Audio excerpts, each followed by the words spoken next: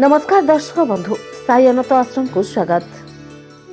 जदि आपण एमिति अंचल में रोचते जो जंगल नदी नाल अच्छी तेरे सेठी साप देखा साधारण कथा। ग्रीष्म और वर्षा ऋतु में साप माने निज गुंफारू बाहरी घर खेत किंबा बगीचा पहुंची जाती। किछि साप विषाक्त नुहे किंतु अनेक साप एमिति अछंती जहां चोटरे मनुष्यर जीवन ही पलाए।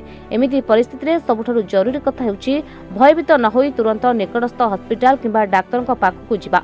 घरोई उपचार उपरे अधिक भरोसा करबा केबे केबे जीवन घाती मध्य होई पारे। आयुर्वेद रे किछि एमिति गछ और जड़ीबुटीर कथा कहा जायछि जहा सापर विषर प्रभाव कमेबारे सहायक होई पारे।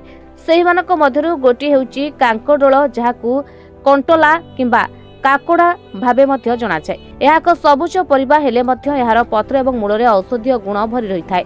मान्यता अनुसार साप कामुड़िले कांकोडोलर ताजा पत्र को पेस्ट बनाई दंशन स्थान में लगाइबा एवं अल्प रसपान करने द्वारा किछि आराम मिल पारे। तथापि एहाकु केवल प्राथमिक उपचार भावे देखा जाए। डाक्टर एवं गवेषक माने मध्य कांकोडोल गछर किछि औषधीय गुण को स्वीकार करिसेंति। नेशनल इंस्टीट्यूट ऑफ हेल्थ संबंधी किछि रिपोर्ट अनुसार कांकोडोलर पत्र किंबा मूलर पेस्ट विषाक्त प्रभाव को किछि पर्यंत कमाई पारे।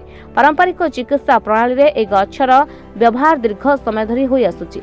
जदियो कांकोडोलर पत्र को साप विष पई रामबाण उपाय बोली कहा जाए, तथापि एहाकु केबे भी प्रधान चिकित्सा भावे नेबा उचित नहे। साप कामुले सबठारु भरोसायोग्य एवं जीवन रक्षक उपाय हेउछि तुरंत हॉस्पिटल रे डाक्टर द्वारा चिकित्सा। सठिक समय चिकित्सा मिलिले विषर प्रभाव संपूर्ण भावे दूर होई पारे एवं जीवन बंची पारे। ए सूचना साधारण ज्ञान पई उपयोगी, विशेषकर से अंचल गुड़िकरे जेउठी सापर मात्रा अधिक। धन्यवाद। तमे पुओ को नहीं कि बाबा पाख आसला परे आपनकर कोन परिवर्तन हेछि? पुओर जो गोड़ हाथ फाटला तार भी कोन परिवर्तन हेछि? हाँ मो एमिति जने सांग पिला को सुनी कि आपन पाख आसी किंतु आसिला परे मो पुओ दीर्घ 7 वर्ष हला जो कष्टटा भोगुथिला मोर हृदबोध होछि से 7 दिन रे गला भलिया लागिला। तेणु करी बहुत सॉल्व हो जाइछि। एथिबाई बाबा को कोटि कोटि प्रणाम आ महावीरी पंचमुखी महावीर हनुमान को मो स्वामी जहाँ कहले मुझे से कहूँ चाहूँगी तथा मोर अलग अनुभूति।